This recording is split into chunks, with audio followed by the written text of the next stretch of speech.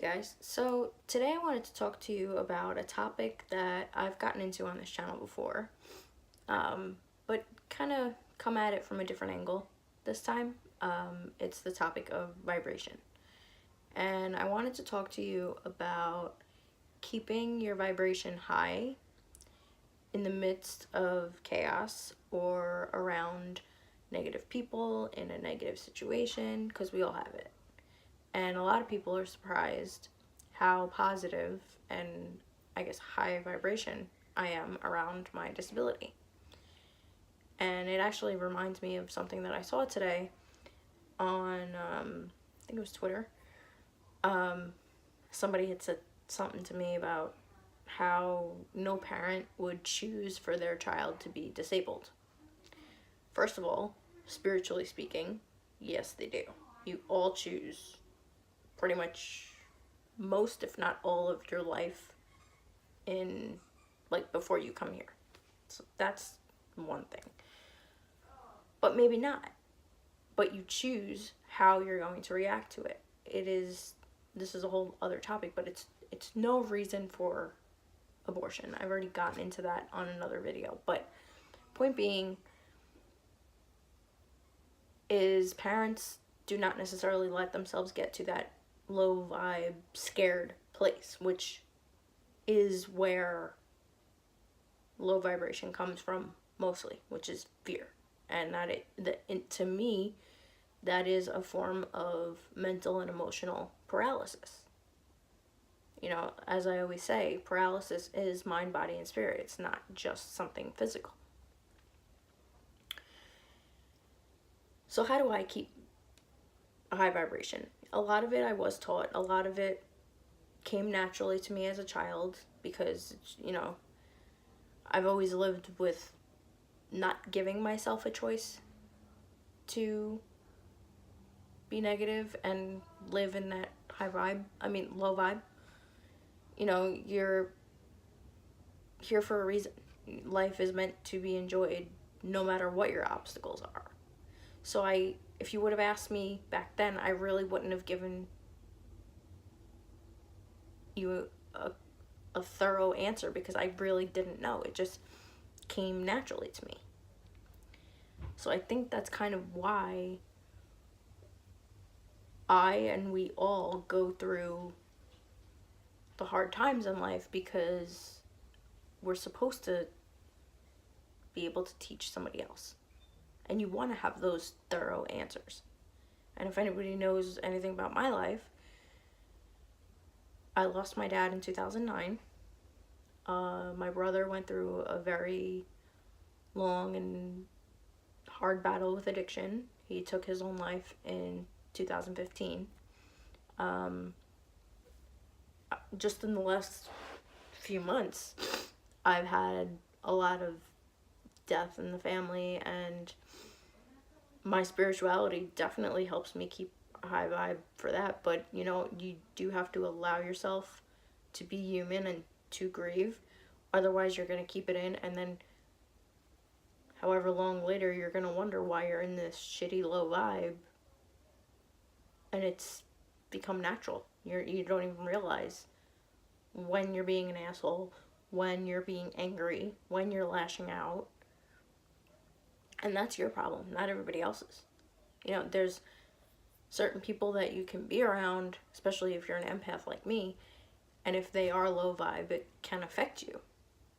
But it's ultimately up to every individual to keep their own vibration high and their own aura protected and their own self protected. So if you're around somebody negative, you can either limit your time around them, don't go around them at all, which can be tricky, especially if it's family or a job. A lot of people in offices have a lot of issues with this. But it is ultimately up to you.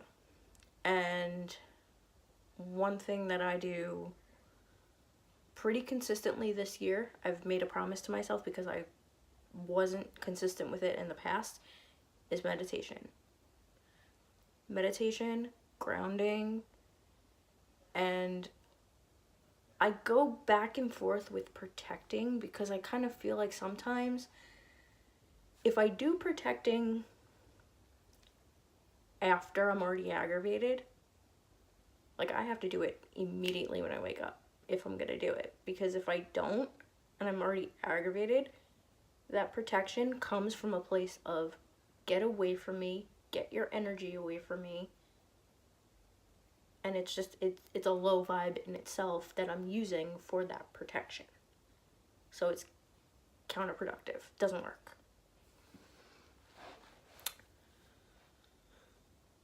And it's never, I mean, we're human. It's never gonna have an absolute answer.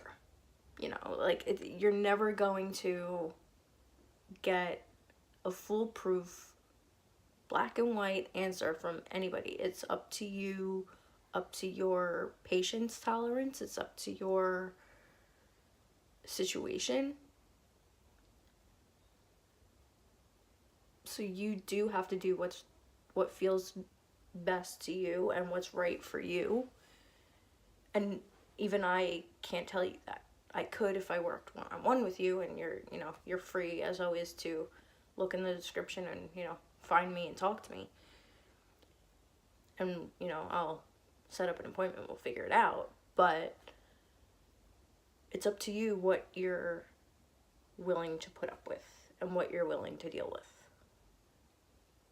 And how miserable you're willing to make yourself is ultimately what you have to figure out.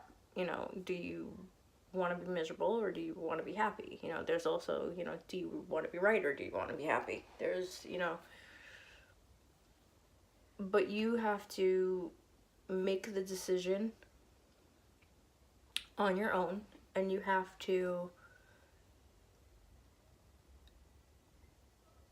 decide from a place of self-love and a place of love for other people too. Because if you're an empath like me, you could be trying to help everybody, clients, family, friends, and not be doing enough for you first. And then you'll feel drained, and you'll feel tired, and you'll feel angry and resentful. And that's you not being fair to you. People are going to do what they're going to do.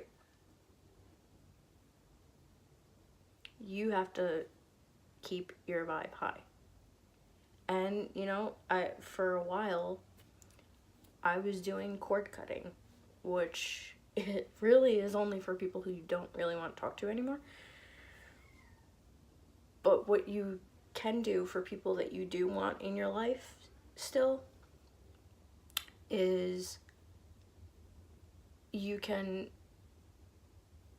imagine the two of you, one in one color, the other person in another color, and just taking back your energy. You don't have to cut anything, but you can take back your energy. It's all about visualization, meditation.